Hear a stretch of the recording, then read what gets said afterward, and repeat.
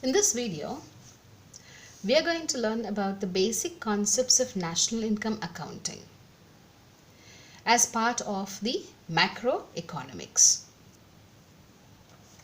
Now, macroeconomics is a study of economic behavior of an economy as a whole. So, macroeconomics deals with the aggregates like the total output, employment, price level, and then here we will be learning to calculate the national income, which is a measure of the value of production activity of a country. So in relation to production, some basic concepts need to be learned. So what are those concepts?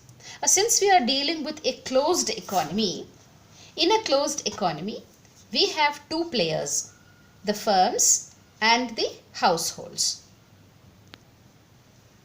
The households provide the factors of production and the firms produce goods which are consumed by the households. So the firms make use of the factors of production for which the factor payments are made. But then the firms produce goods which are consumed by the households. So let's see how we classify the goods. Now, this is the classification of goods based on the end use of goods. What is the end use? The final use of the good. So, end use of goods can mean that the good can be a final good or the good can be used as an intermediate good. Then the final goods in a given period of time. The final goods that we are discussing over here in a given period of time can be classified as consumption goods and capital goods.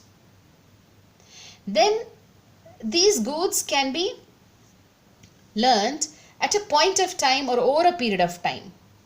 So then we come across variables like stock and flow. And then the final classification is based on the industrial classification, that is whether it is a primary, secondary or a tertiary sector. Let's now discuss about the final goods and the intermediate goods. The final goods are also called as consumption or investment purposes. The final goods can be for consumption or for investment purposes. The final goods are the final products. Why? Because these will not undergo any further change. Those goods which will not undergo any further change and can be consumed directly are called as final goods. Then the expenditure made on final goods is called final expenditure, because here the expenditure made on the goods is final. That means they will be consumed immediately after the expenditure is made. So here it will be called as final expenditure. Then consumption can be made by households. Consumption can be made by firms. When consumption is made by households, the expenditure is called consumption expenditure. This consumption expenditure is made on the goods to satisfy wants. Now, these wants could be the groceries in the house, or like milk, vegetables, or any accessories like these electronic gadgets, the fridge, car, sofa, etc. And the expenditure made by the firms on these final goods is called as investment expenditure, because these are made for investment purpose and they are not consumed but they remain for further production. They are used for further production. But the expenditure made on these goods by the firms is going to be final because they create an asset for the firm. Okay. For example, a cab. A car used by a household is final expenditure, consumption expenditure. Whereas the cab or the car used as cab will be called as an investment expenditure because he will use this car to earn money or for further production. The furniture in school is not consumed immediately but is used to provide services to the students. Then the fridge by a bakery. The fridge is not used in the bakery immediately, but he will use the fridge to store his things, that is for investment purpose. The final goods are those goods which are out of the boundary line of production. This is very important. They are out of the boundary line of production. What do we understand by boundary line of production? That all the value addition has been made. So this is final. No more value addition will be made. The goods can be out in the market for direct consumption. Now the expenditure on final goods or the total expenditure on final goods will be equal to the consumption expenditure that is made by the households plus the investment expenditure made by the firms. Both of them put together gives us the total expenditure on final goods. So the value of the final goods will be included in the national income. This is very important for us.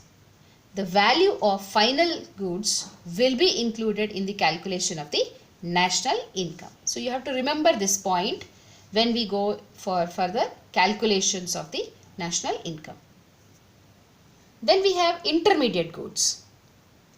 Those goods that have not yet crossed the boundary line of production. That means value addition is still to be done or value is still to be added to these goods. And they are not yet ready for final use. They still have to undergo a process for final touch-ups or to be sent into the market for consumption by the, it could be consumers, the households or the firms. Examples would be goods purchased by one firm from another.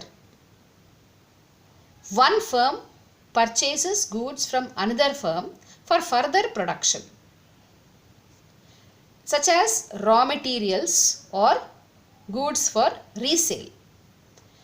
Raw materials, we can use the example of wood that is bought to be converted into furniture.